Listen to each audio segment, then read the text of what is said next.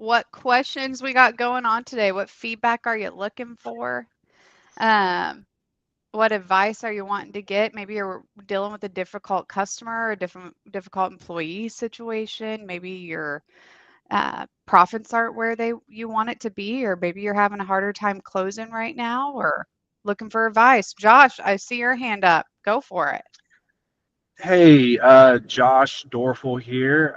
Just kind of wanted to make a quick introduction. I have unfortunately missed quite a few of these group calls, but am very eager to get on these every week and learn from you guys. Located in Tulsa, remodel and construction company, been in business about a year and a half. We do residential, commercial. We've got a 6-man crew, and we're, just trying to get through everything like everyone else, but just excited to be here and just wanted to introduce myself. So that's about all I got. Thanks. Yes, Josh, first group call. We love having you. Appreciate you being on. Yeah, any questions that you have? If you're not part of our group chat yet, Josh, you can always bring questions here, but throughout the week, you can always put them in the chat too. So love to Okay, have you awesome. connected. Yeah, Wonderful. Thank you very much. Looking forward of, to it. of course.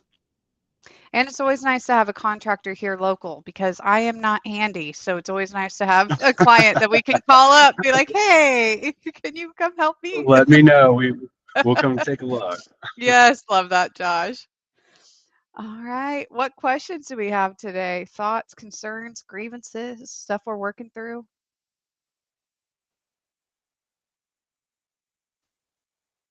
John, unmute. Tell us what's up. Hi, so this is my first time in the group. I work in north of Dallas at the little company called TaylorMade Heat and Air.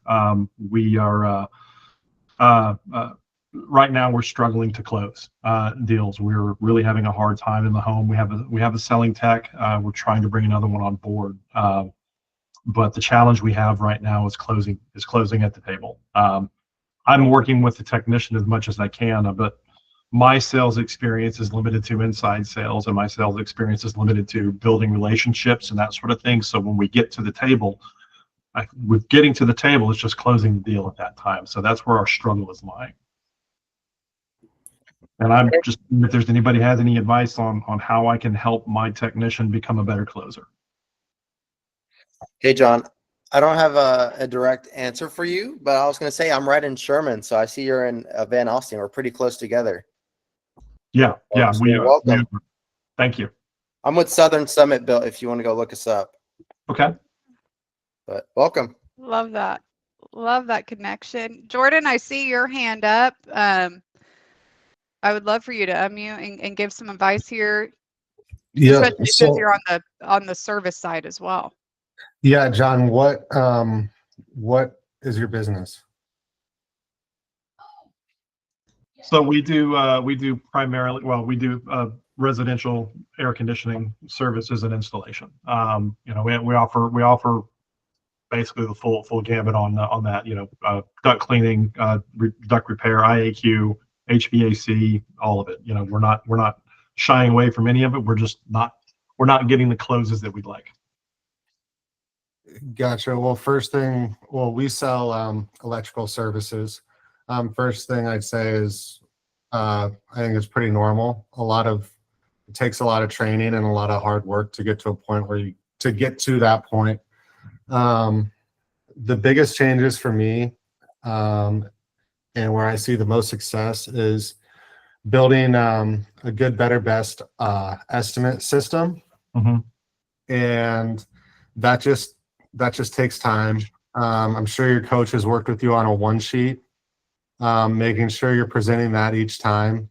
And then just trying to have a system that's the same every time when you walk through that customer's door. Mm-hmm. And you're more replicating it. It's not as much of like a sales thing for us as providing options, and then they just pick which option they want best. And then when you get to that point where it's tough, and you're getting some feedback, whether it's an objection or whatever, I try to, and I tell my guys to just ask very, very direct questions. What does this estimate need to look like for you to say yes? what is holding you back here? If something could be different, what would it take? Most of the time they're going to say price, or most of the time they're going to say, hey, we're looking for another estimate, or I need to talk to my husband or wife. Just always try to set the next step with that customer. So, and I always agree with them. I never disagree. So, hey, I need to talk to my wife about this. Absolutely. I'm married too. I would never be able to make a purchase like this without her. Is there a way we can get her on the phone so I can answer any questions she might have directly? She's at work. We can't talk to her right now. Perfect. What time does she get off work? I can swing back by, or we can schedule a call so I can go over the estimate over the phone with you guys. Just always setting the next step. And just like very direct, blatant questions. Like, what is the issue with my estimate? You know, you called us out here to fix a problem that you guys have. Mm-hmm. We're fully capable. We're fully willing to fix that problem for you. You know, where's the disconnect? A lot of people have a hard time asking those very direct, straightforward questions, but I found that's the most successful thing we can have, or the most successful thing we can do, is just straight up say, hey, what does it take to turn this from a maybe to a yes?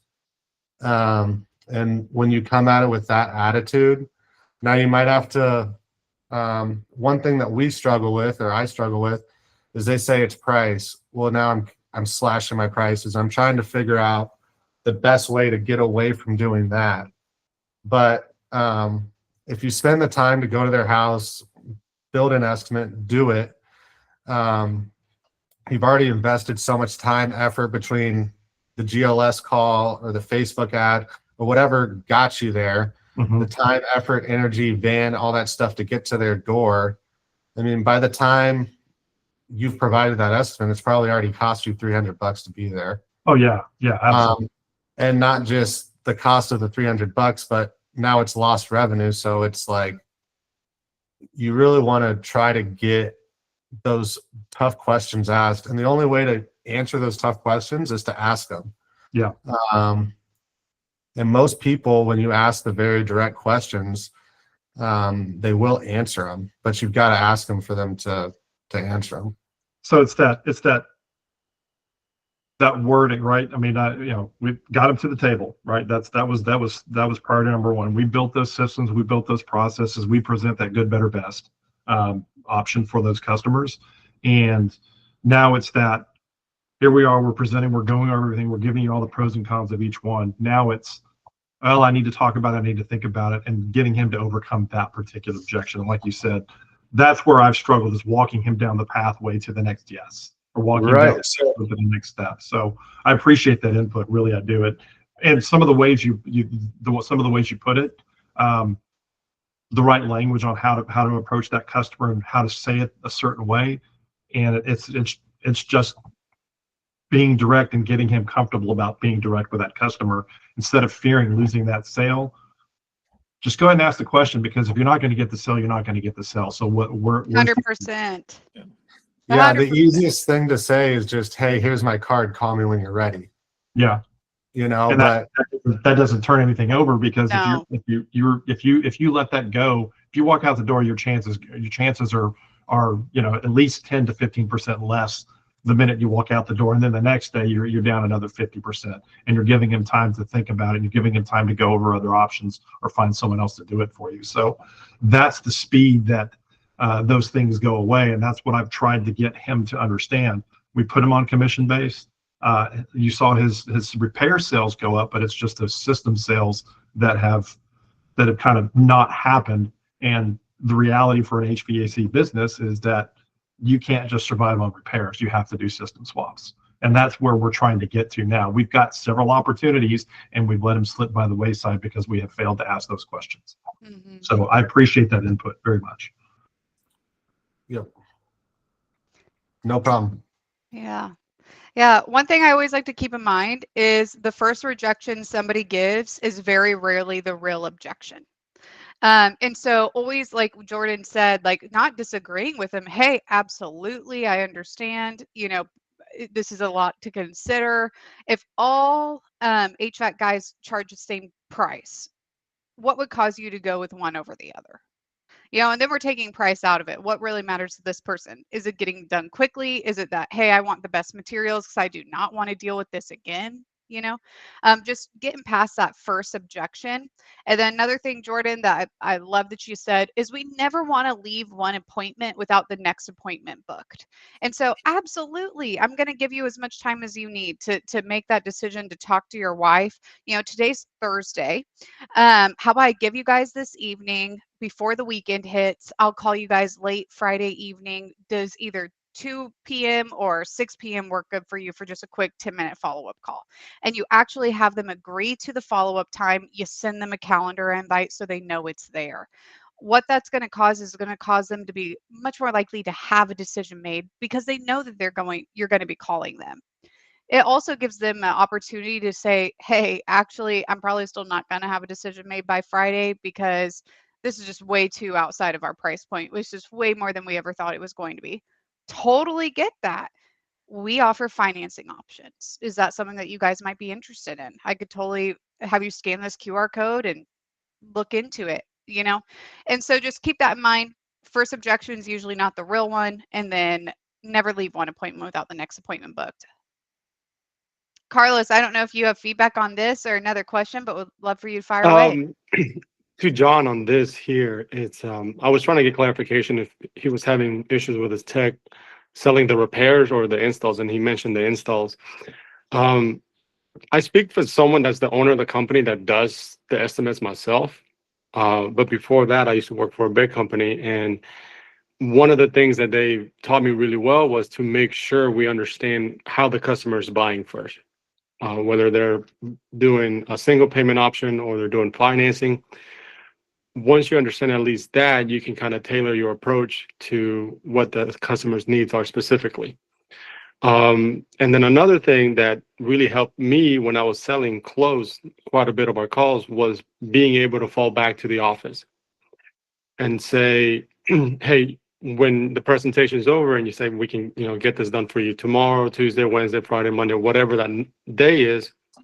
And the customer is like, hey, no, it's, we got to think about it. And you ask your questions, what's the process, what's going on. And if they bring the price being an issue, then very easily saying, hey, we can call the office and see if they have any options available for you. And that kind of takes the pricing away from the technician.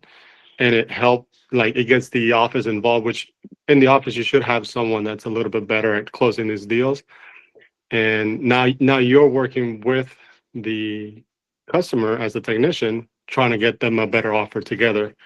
And for us, I used to work at Erica, which is one of the largest air conditioning companies here in Dallas-Fort Worth. It improved our sales a lot, like 15-20% on the closing ratios, especially on those like calls where it was like, hey, we just need the estimates. It really helped a lot. That's great advice, Carlos. Yeah, thank you.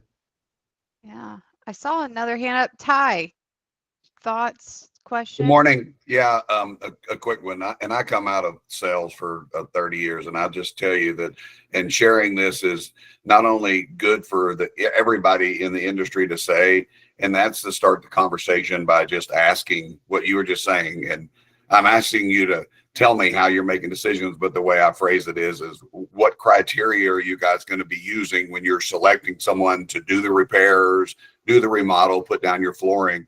What are you going to be considering? And if you start out with that, and then you say, and the reason I'm asking that is I want to make sure I give you all that information while I'm standing right here, so that I don't walk off and then you guys go, oh, I forgot. We also want to know what your timing, or, oh, I forgot.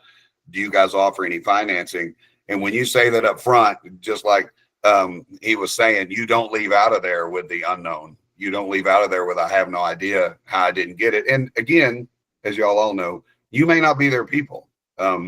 We get that also. And when everything we do, if somebody's just saying, I need a quote, most likely we're not your people. If you won't give any more information other than a number, because if you say to me that the only thing that matters is your number in the realm that I'm in, we're usually a bigger number. But, and just a nice little joke when I say, hey, the lowest price is the only thing you ever really worried about. Outside of this, I've got a really good bargain for you because I'll cut your hair for you for free. And then, just to see people laugh, because nobody's going to let a person who doesn't know how to cut their hair for them, especially if it's a woman.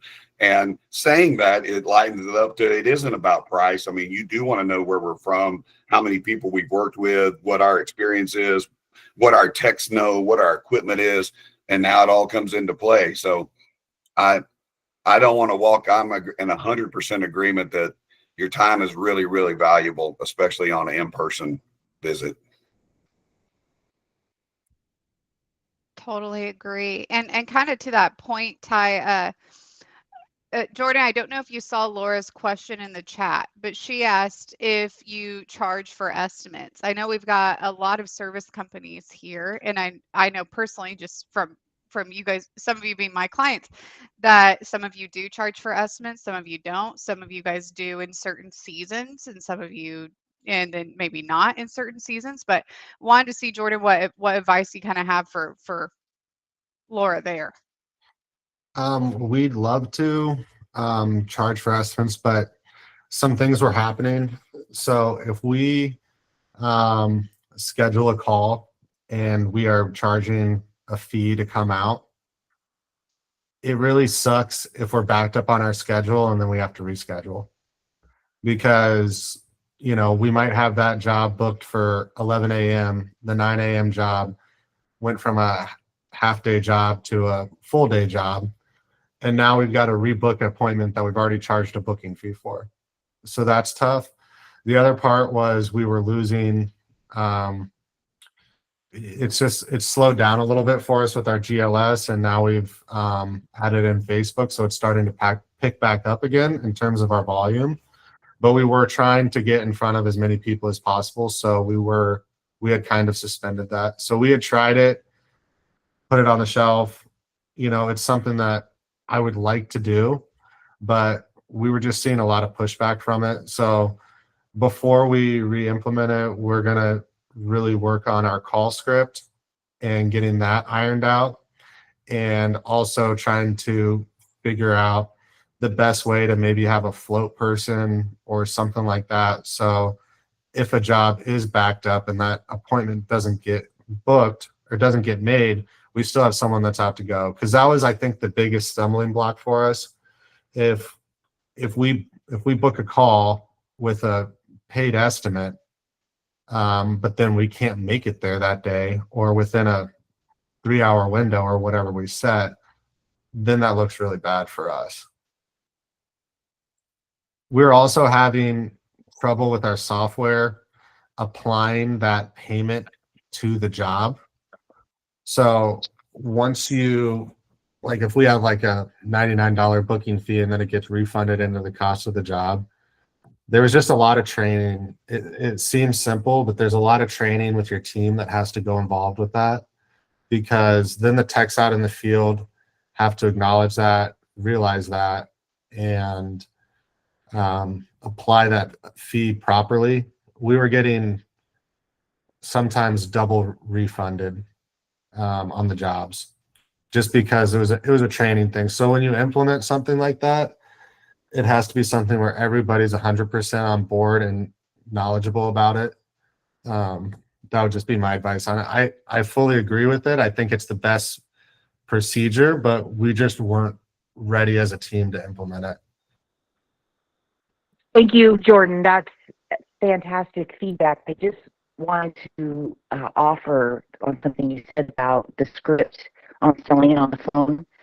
A little background, my brother and I grew up in a family business, so I've been answering that phone pretty much my entire life, and it wasn't until I stepped into the power of the script and selling that $89 estimate fee, and I had probably, I need to look at my KPIs, but I'm pretty sure I'm about 85-90% close rate on getting the customer to pay the $89 estimate fee, and I'll refund it to you if you require this. There's way more to the script, but it's when you can sell your value and then I'm sending my licensed electrician to your house. You're going to have him for, an hour. You can show him all the things. We'll collect all the information for your project, and you're going to love everything so much that you can't wait to hire us. And we're going to give you that $89. So the other thing it's done is it's got rid of the cheap tire kicker people who are going to waste your time. So anyway, thank you for that. And you're right.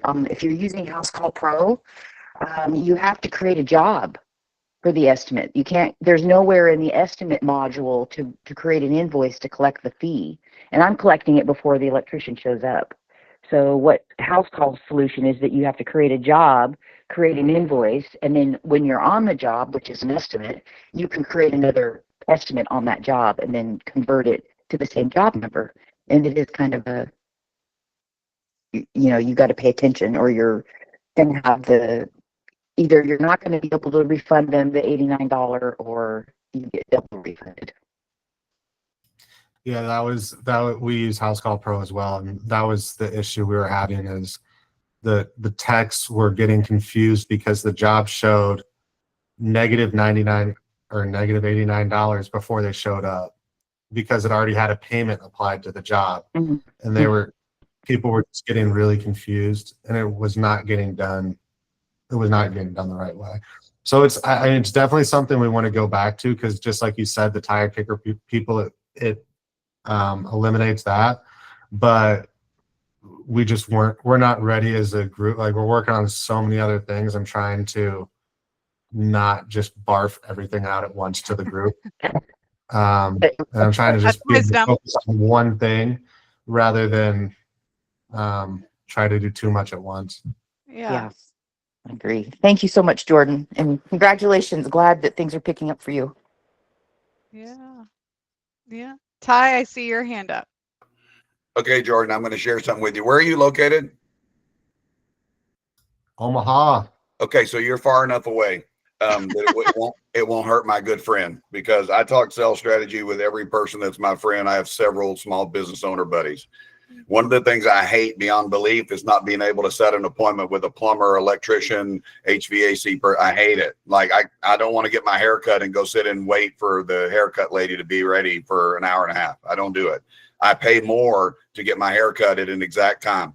And so what I will tell you is one of the things that me and Thomas sat down and talked about, he owns a plumbing company. He's a small business guy. He's him and maybe one guy that helps him run. And so even visiting with my customers, I'd get the, 10 a.m. to 2 p.m. window. And Thomas does not charge, or was not charging, for first stops. For estimates. I told Thomas, what if you started every one of your days, 5 days a week, that your first stop was a set appointment that they'd already paid you a minimal, like $35, $45, but you guaranteed the customer first stop appointment? I would pay it all day, every day. I'm not a tire kicker. I need a person to fix it. I'm calling you because I think you're reputable. And so first stop guarantee is the only one that we'll book for money for an appointment. But Thomas started doing that, and he's probably done 90% of his first stops now are an actual buying customer that he's finishing out with. And he knows the first person that's on his schedule every day said, yes, I'll pay for Thomas to be standing here at my house. And so if you're in the Austin area, I didn't tell you that, but that's one of the things that I told him. I said, just crushes me to have to fit 4 hours of my day. And I mean, we had to make special stuff because we have a construction company and we also have an epoxy coating company. But with him going, hey, we got to be your first stop. I don't care if I pay you to be my first stop. I know I'm going to use you. So that's just I thought was a wonderful way. And for him, it completely turned it around. His wife works the office for them, and it turned around where every morning we know the first person we're meeting is a scheduled appointment. And they said, yes, you're worth paying for to get here. So you don't, if say you've got 3 appointments in the day, you would only book a trip fee on the first appointment of the day. The other 2 you would not. Okay. If I've got it, like you said, and I understand that if you've got a floating window and you get out on one and it's just a forever lasting gobstopper, you can't leave. And you're right. You now feel obligated. And instead of them being happy to see you tomorrow, now they're pissed off because they've been waiting for 4 hours. So And that's something that you tell people too when they go, I don't know, go, well, I do have a first stop appointment guarantee. We book it at whatever, $45. Even if it's minimal, it's $45 already paying towards the repair. Yeah. And I just think it, you know, no different than those people who sat in front of me on Southwest Airlines last weekend that got to be a number 2, and then they stare at me while I walk past because they paid a little extra. I think that's really good. I think that's a really good little nuance there. I appreciate that. Yeah. Yeah. What I'll also say is like, hey, this is construction. Things are going to change, you know, like jobs will take longer than expected. Sometimes change orders will happen. The main thing that your customers want from you is communication. They don't want to just sit there for hours waiting on you, not knowing what's going on. And so just make sure that, and if you're using House Call Pro or Service Titan, you have a very easy way to update customers. You have a very easy way to update the office. And so just whenever you do notice something's going off schedule, you know, the biggest thing is just communicating to the customer. Normally that really solves a lot of frustration, you know, prevents a lot of that. And so just make sure that our technicians know, hey, when something goes off, we stop, we communicate. That's step 1. And then we go to solve the problem. Keaton, I see your hand up. Backtrack a tiny bit on the House Call Pro service charge. You can, like when you go in, create a new estimate. I believe it's the second tab down. You can add service item, and they already have like inspection and repair charges put as templates that you can adjust the amount on. But you can charge a inspection fee on your estimate without creating a job. So just kind of small, but figure I'd throw that in there. That's great, Keaton. But Keaton, where in the estimate can you send an invoice? Let me go back. I was just playing Well, with it. it's okay. We don't want to cloud up the call. I can go to Okay. House Call Pro, All right. but Yeah, thank you that's for fair. sharing that because I'm Yeah. going to go to House Call Pro and ask them to show me. Yeah, same with us. Okay, We've spent a lot of time on that issue, only to find out kind of that it was not possible. But if it is possible, that's great to know. Gotcha. That's great. What other questions do we have going on today? Thoughts?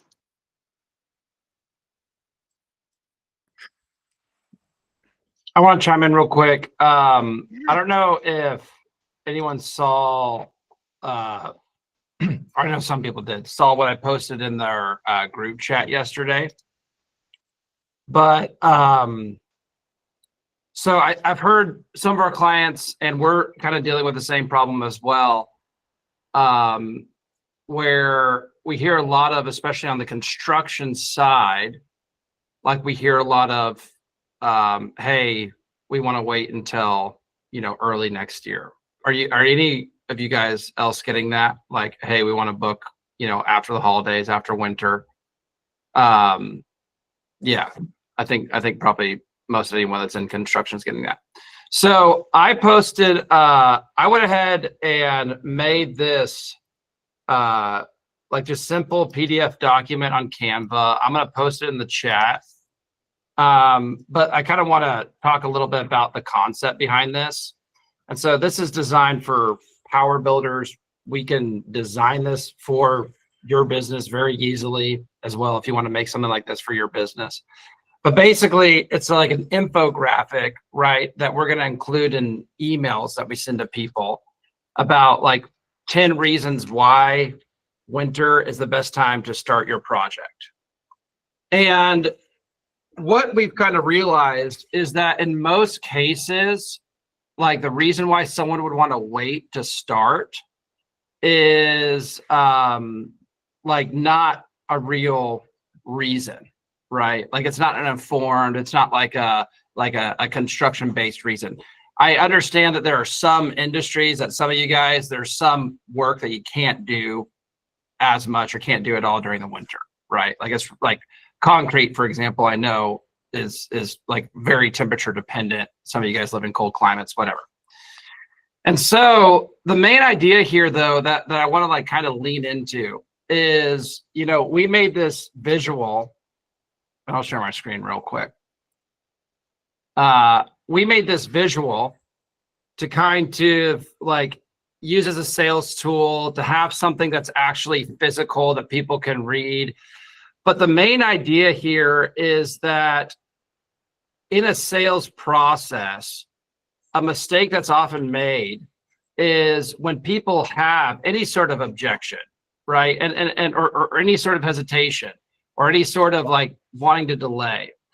That is typically happening because they have some sort of reason why they're wanting to do that hasn't been like clarified or solved or reframed, right?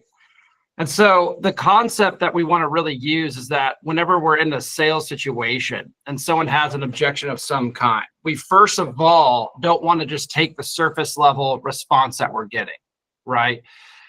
A lot of people are like, well, I don't want to be a pushy salesman. Well, okay, you can be broke. No, I'm just kidding. What I'm getting at is there's not like this dichotomy that's like, I'm either a pushy salesman or I accept everything a customer says. That's like, those aren't the two options. There's about a million different options in between there to navigate that situation that don't require those two polar extremes. One way is to just literally simply clarify why the person is saying what they're saying. One of like my favorite classic quotes in like sales, a bunch of insurance guys I know love to say this. It's like the first objection is never the real objection, right? There's always a deeper layer behind that, right? And so the first step is just identifying, hey, I hear you want to wait. If that's going to be the best thing for you, no problem.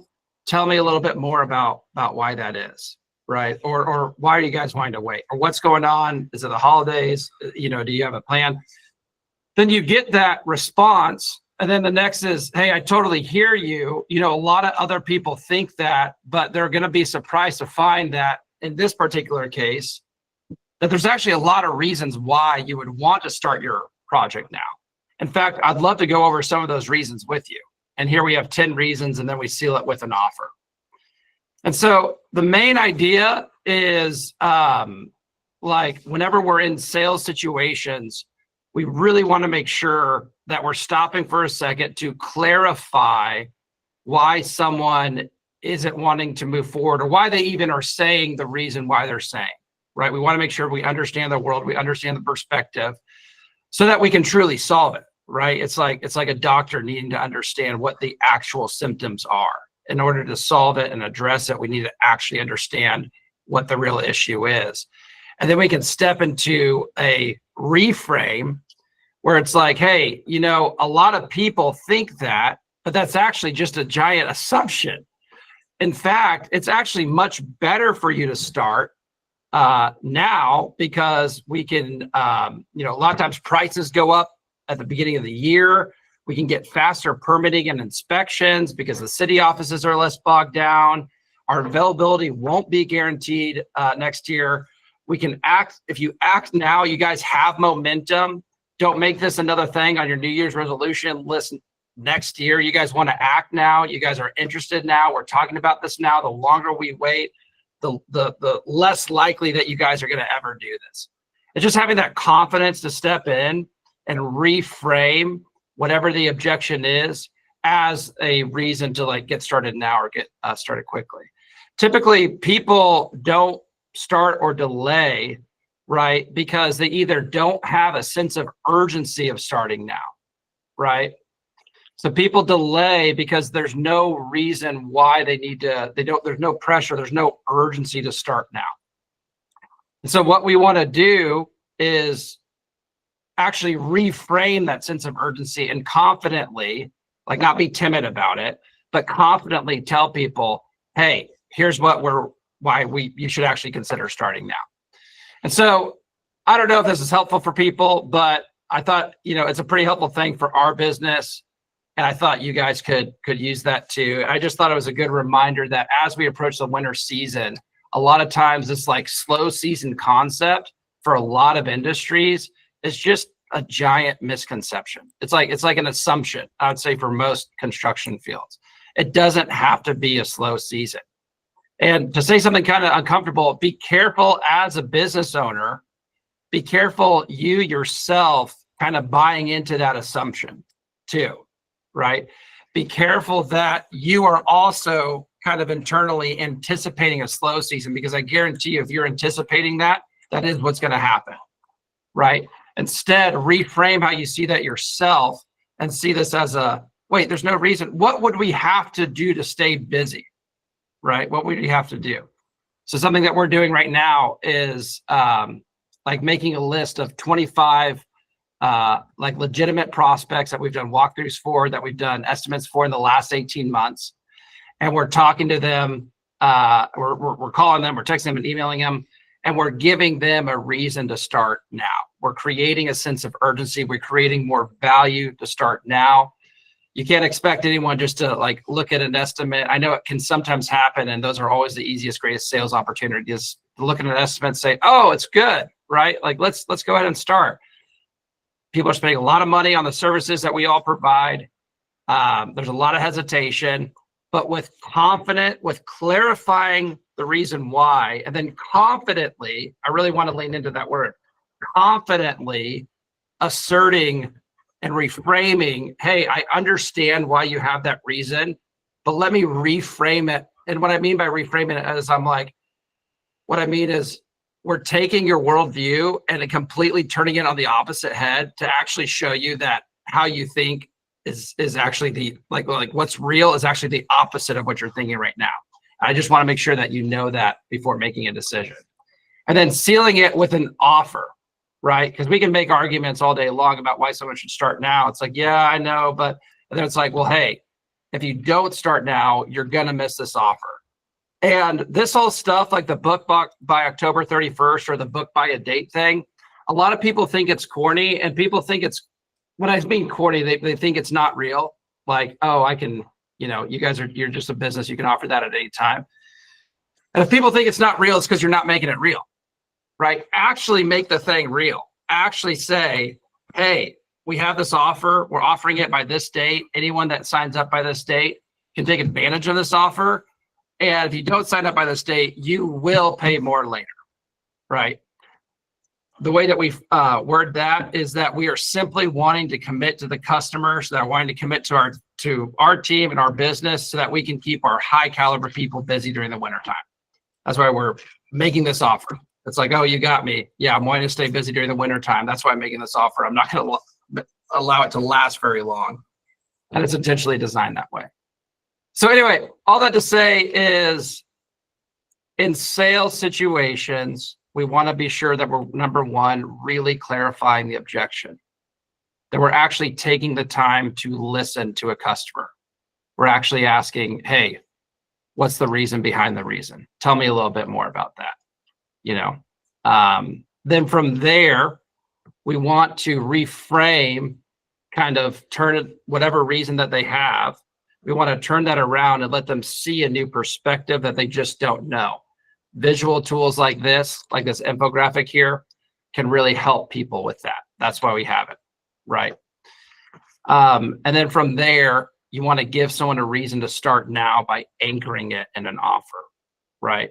So it's clarify, reframe, right? Create, like before you go into sales situations, each one of you should know how to respond to every single objection that could come up before you go into that sales situation.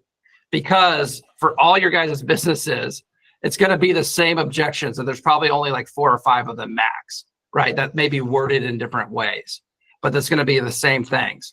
So we want to make sure that we're not just clarifying the objection, that we're ready to address and reframe the objection, that we're prepared, that we know, okay, if someone says, they're concerned about price, if someone wants to wait, if someone's concerned about reputation, before that concern's even addressed, we know how we're handling it, right? Just take a second and write down, we call it FAQs on our script. Write down how we would respond to customers in those situations, who have those objections.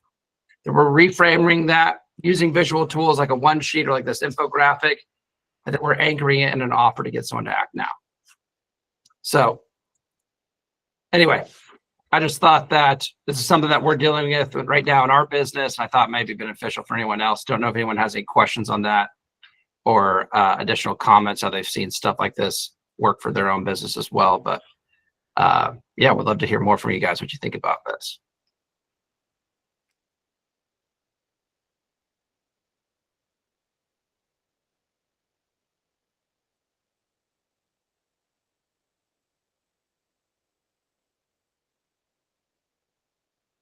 Man, everyone's in awe of how awesome it is. I know. Thank you. I'm just kidding. I mean, is anyone else dealing with this like at all right now?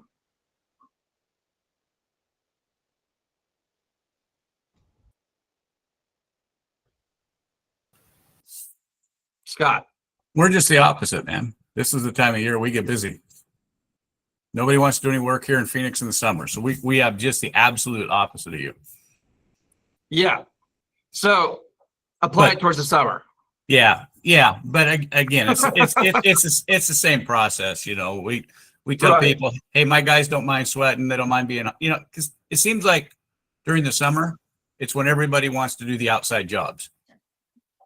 And it's like, my guys are like, are you kidding me? We got to take off a deck. We've got to do a roof. We've got to do, you know, a slab, you know, all that kind of stuff. So, but we just, you just deal with it and you sell it. And yeah, I think going back to what we talked about earlier in the call, the first excuse that somebody gives is typically not the real excuse. And so if their excuse is, oh, we don't want to do it in the winter, or oh, the holidays or whatever, by going through that, you just disarmed that excuse. That excuse is no longer valid. We have all these reasons why you should do it now. And so once we've disarmed that, a lot of times people are going to be more forthcoming of, okay, well, actually the real reason why I can't do it right now is because I need help with financing options, or I was really thinking it was going to be blank. And then that gives you something that you can solve. Now we really know the exactly. That's exactly it. Well, and a lot of things are myths too. You know, like you can't pour concrete in the winter. I mean, we did it all the time. We just added fiber to it. You know, so you put fiberglass in the concrete. It's a little upcharge from the you know, the companies, but they still come out, they pour it. It takes a little longer to cure, but you just got to treat it a little bit differently. You can still do it. Yeah. And I love that you said that, Scott, because like, again, you know, I used to hesitate to tell clients this because I didn't want to like offend people, but then I started caring more about like people's growth and success than, you know, sending an uncomfortable message. If you have a business model that fundamentally like requires you to slow down during a certain time of year, then we need to open up additional services or do something, because that's just not a good business model, right? Any business model that has seasonal dips in revenue that will always happen objectively, if that's what you're telling me, hey, this is objectively will always happen every year. Even with HVAC, I was meeting with Eklund Heat and Air yesterday, and we came up with this like safety inspection checklist, and we came up with like a couple of offers. Now we may really have to market harder. We may have to work harder. We may have to really lean into sales training more, right? We may have to do things a little bit differently, but be careful about buying into a giant assumption that everyone else is buying into that has no correspondence with reality at all. It's like what Scott just said. Even in concrete, we found ways to do that during times that people said we couldn't do it, right? Be careful about buying into that assumption. Always drive a business model. Always drive business that can be consistent in revenue. Maybe some seasons require more effort, more intentionality than others. Absolutely. Sure. Fine. But make sure that we're doing the things that drive consistent revenue, even in what's considered. I guess I don't really believe in a slow season, is what I'm saying. Like I honestly think that's an excuse that we give ourselves. I think maybe some business owners like a slow season. You know, I'm not blaming not saying anyone here, but is doing that. But just be careful about that. And if you like a slow season and you want to slow down, that's great. I love it. Like, you can run your business that way. You have the option to do that. You should do that if that's what you want to do. But anyway, okay, Troy, real quick.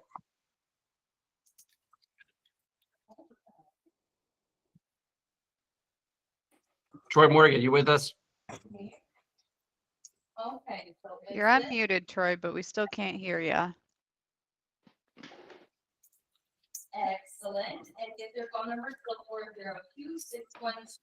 Okay, we're gonna move on. Oh, you Can you hear me? Yes.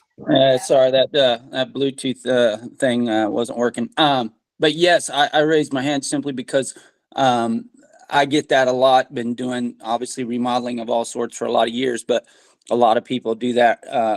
Robert, they talk about, oh, I want to wait, I want to, put it off, I want to, a lot of times that's, as everyone has said, that's not usually the only reason. But I've done a little bit of a similar technique to what you're talking about in terms of, I always tried to spin that positively in terms of scheduling on the contractor end, because what I always kind of made it like, well, we're really looking to stay busy in the winter months. And so that's when we give deals. So I always am really looking to give out deals to people to do projects in the winter.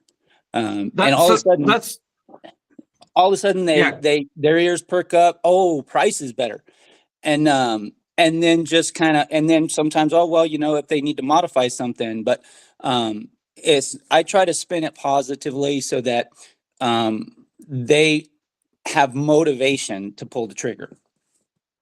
Here's what I like about what Troy just said, is that he shamelessly tells the customer, I am looking to keep my crews busy during the winter, which is why I'm willing to offer you a deal that wouldn't be normally offered otherwise. Like, are we actually doing that? Not you, Troy. I'm saying, like, I'm asking the group to reflect. Like, when we're in those situations, are we actually taking time to like assert and offer that clearly? Hey, you can get a better deal with us now. And then soft close. I would love to start. We are open to start right now on this date or this date. Are you open to talking about starting dates? Right. Let me think about it a little bit more. Okay, great. I want you guys to think about it. Don't want to put a lot of pressure on you. We found that these decisions, honestly, whether you take a day or 5 days, doesn't really change a lot typically. Can we follow up 2 days from now, and you can let me know if you want to move forward or not to take advantage of this offer? I just want to say that because we're not going to be offering this for very long. You create that situation with the customer. Fletcher, I want to hear you out, bro.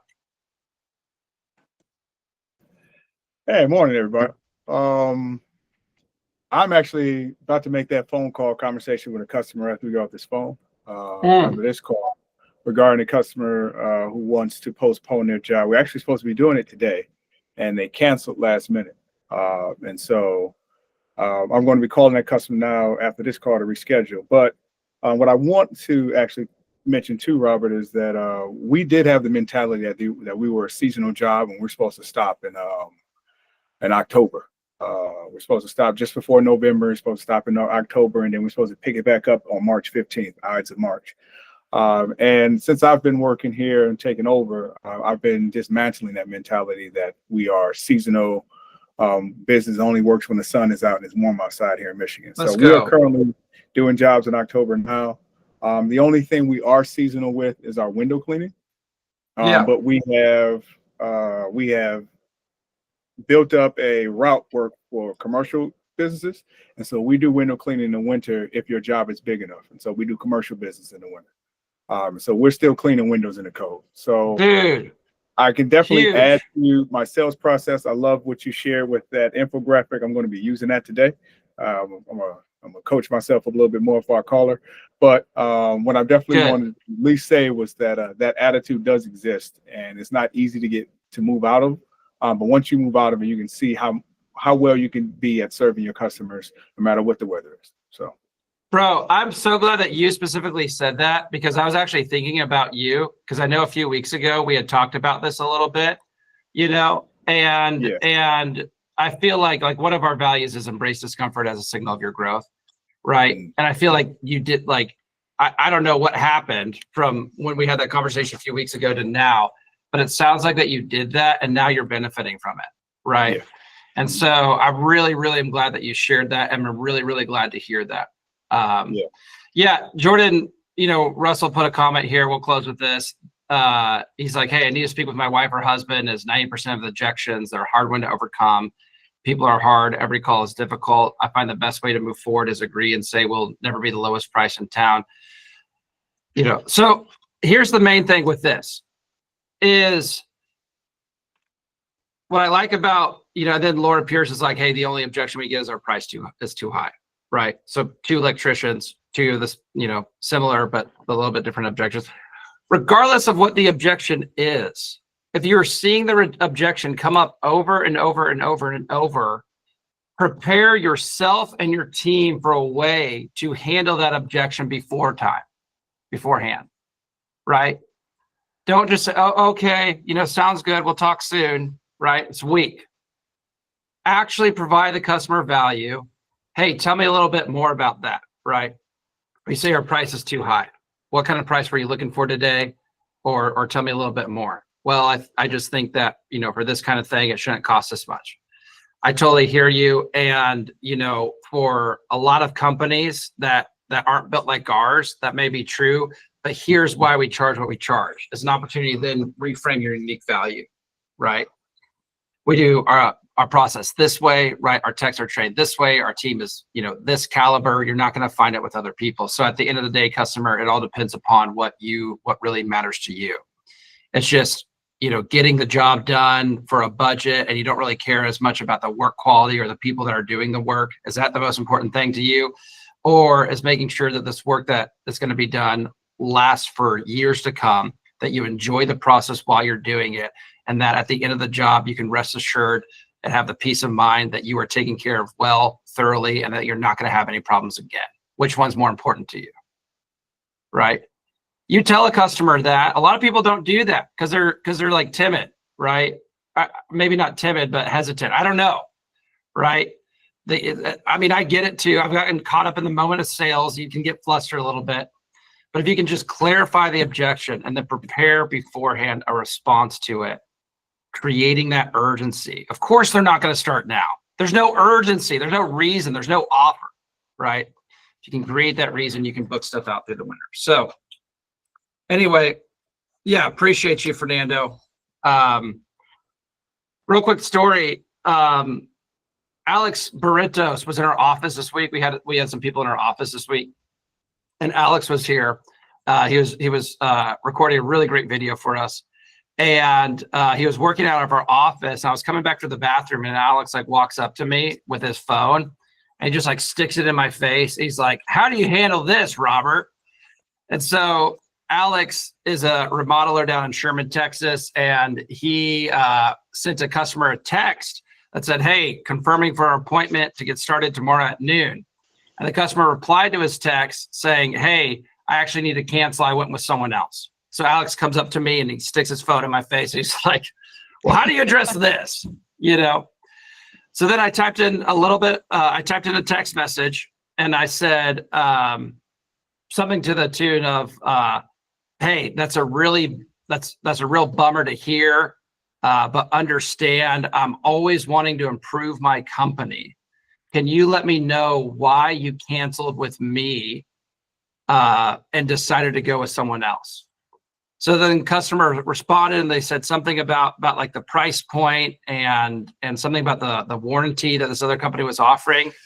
Then Alex was able to say basically, hey, if you need some help on price, we can work with you here and here. And by the way, we have a warranty as well. All that to say is that he ended up booking the job and doing the job for the customer and not losing it. He went from customer texting him that we need to cancel, I went with someone else, to winning the job back because he followed this process. He clarified the objection, he clarified the issue, and then he had prepared, hey, here's, he reframed, clarified the issue. Hey, the way you're thinking about us, we can actually do better than this other company. He reframed the objection, he clarified it, and then he gave him a reason to start now. He created that urgency. And so that was just a real-time example in this week where someone it's not slick sales skills. Try saying that 3 times fast. Slick sales skills. It's not slick sales skills. It's not, anything like that. It's just coming in prepared and confident to say, my job here is to help clarify misunderstandings, chances are if someone's not working with us, it's a misunderstanding. So let me understand the misunderstanding and then answer or address the misunderstanding and then give them a reason to start. And you'll be able to book more jobs that way.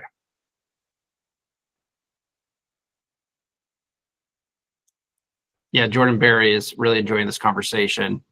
He's asking about Ford Transits and Dodge Rams. So anyway, we'll go ahead and wrap up for the day.